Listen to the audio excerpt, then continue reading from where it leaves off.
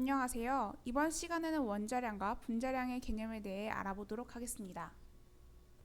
먼저 원자량은 말 그대로 원자의 질량을 의미하는데 원자에는 물질을 구성하는 가장 작은 입자이기 때문에 질량 역시 너무 작아서 실제적인 질량을 사용하는 데는 불편함이 있었습니다. 따라서 실제 원자의 질량을 사용하는 것이 아니라 특정 원소에 대한 상대적인 질량을 원자량으로 사용하기로 했습니다. 그 특정 원소는 질량수가 12인 탄소였으며 이 탄소 원자가 1몰, 즉 6.02 곱하기 10의 23승계만큼 있을 때의 질량을 10이라고 정함으로 원자량의 기준이 되었고 이에 대한 상대적인 질량을 원자량으로 사용하게 되었습니다. 예를 들어 수소 원자 1몰의 질량은 탄소 1몰의 12분의 1이기 때문에 수소의 원자량은 1이 되었고 산소 1몰의 질량은 탄소 1몰의 12분의 16이었으므로 수소의 원자량은 16이 되었습니다. 이 원자량들은 상대적인 질량이므로 그람과 같은 단위를 사용하진 않지만 때로는 Atomic Mass Unit이라는 뜻의 AMU를 뒤에 쓰기도 합니다. 자연계에는 질량이 하나인 원소만 존재하는 것이 아니라 같은 원소에 대해 다양한 질량을 가진 원소들이 존재하는데 이를 바로 동위 원소라고 합니다. 예를 들어 산소 원자에 대해 질량이 16, 17 혹은 18일 수도 있으며 같은 탄소 원자라도 질량이 12 혹은 13일 수 있습니다. 이러한 동위 원소들은 자연계에서 일정한 비율로 혼합되어 있는데 이러한 존재비를 고려하여 구하는 원자량을 바로 평균 원자량이라고 합니다.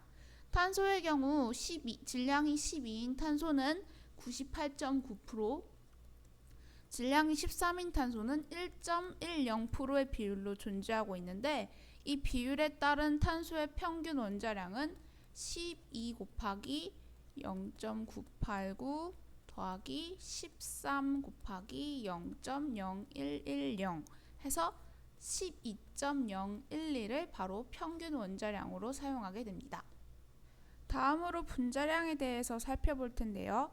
분자는 원자와 원자가 모여 만들게 됩니다. 따라서 분자량을 구하기 위해서는 분자를 구성하고 있는 각각의 원자량을 더해주면 됩니다. 예를 들어 물의 경우에는 보이는 것처럼 수소 원자가 2개, 산소 원자가 하나로 이루어져 있습니다. 앞서 살펴봤듯이 수소 원자 하나의 원자량은 1, 산소 원자의 원자량은 16이었으므로 물 분자의 분자량은 1 곱하기 2, 1 곱하기 16 따라서 18이 되게 됩니다. 마찬가지로 이산화탄소의 분자량도 구할 수 있는데 분자식을 통해 이산화탄소가 탄소 원자 하나, 산소 원자 2개로 만들어졌다는 것을 알 수 있습니다. 탄소의 원자량은 12였고 산소의 원자량은 16이었기 때문에 이산화탄소의 분자량은 1 곱하기 12 더하기 2 곱하기 16 따라서 44가 되게 됩니다. 마지막으로 분자량과 비슷한 개념의 화학식량에 대해 알아보도록 하겠습니다. 화학식량은 흔히 식량이라고도 하는데 분자를 따로 떼내어 구분할 수 없는 화합물들의 질량을 의미하는 용어입니다. 하지만 화학식량을 구하는 방법은 분자량을 구하는 방법과 같습니다. 예를 들어 염화나트륨, 즉 소금의 경우는 나트륨과 염소의 이온 결합으로 이루어진 결정이기 때문에 따로 떼내어 볼 수 있는 분자가 없죠. 그렇기 때문에 NaCl이라는 화합물의 화학식에 존재하는 원자들의 원자량을 합함으로써 화학식량을 구할 수 있습니다. 나트륨의 원자량은 23, 염소의 원자량은 35.5이므로 소금의 화학식량은 23 더하기 35.5, 즉 58.5가 되게 됩니다. 또 다른 예로는 금속이 있는데요. 금속은 구리나 철 같은 금속 원자들의 금속 결합으로 이루어져 있는 물질이기 때문에 역시 분자처럼 따로 한 입자만을 떼어내어 볼 수가 없습니다.